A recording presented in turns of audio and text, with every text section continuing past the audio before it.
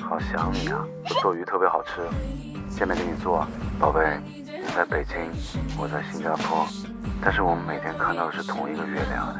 宝贝，你工作真的太辛苦了。宝贝，毕竟50万不是小数目，我特别不想你为难，更不想这个事影响我们的感情。我爱你。